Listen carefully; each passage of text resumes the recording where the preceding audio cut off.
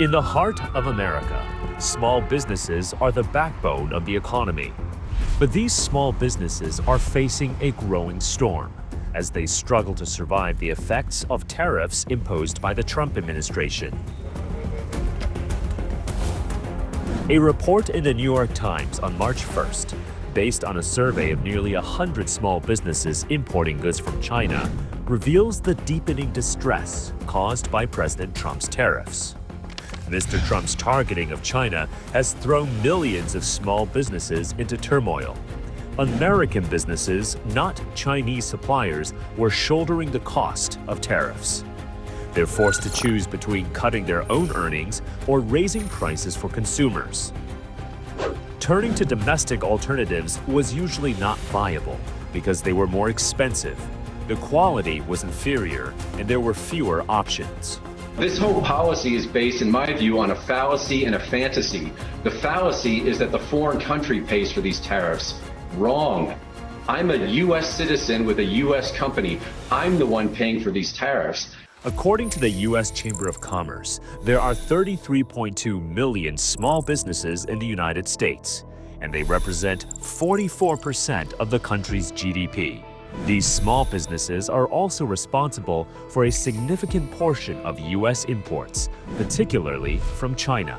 In fact, the U.S. Census Bureau shows that small businesses account for 41.2% of all U.S. imports from China. By the end of 2024, it seemed like the United States was on track to tame inflation and steer the economy into a soft landing. However, a recent University of Michigan survey showed that consumers' one-year inflation outlook jumped to 4.9%, the highest level since November of 2022. With prices expected to climb, many businesses, especially those already operating on thin margins, are feeling the squeeze. And as a result, what we've seen is that actually U.S. consumers have suffered higher prices, as well as U.S. producers reducing margins. The U.S. tariffs on imports are also provoking strong countermeasures from China, Canada, and Mexico, which are set to hit American exports hard, adding further strain on small export businesses. Take agriculture, for instance. China has imposed a 15% tariff on U.S. agricultural products and a 10% tariff on American beef, creating an opening for competitors like Australian cereal exporters and Brazilian soybean producers.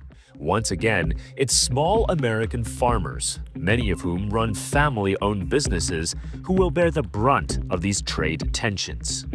Tariffs are often seen as a way to pressure other countries into making trade concessions. But the reality is that these tariffs are a tax on American businesses and consumers. Small businesses, which are already fragile, bear the brunt of these costs. It's not just about higher prices, it's about survival. As the tariff burden continues to rise, one must ask, how much longer can America's small businesses weather this storm before the economic fabric of the nation begins to fray?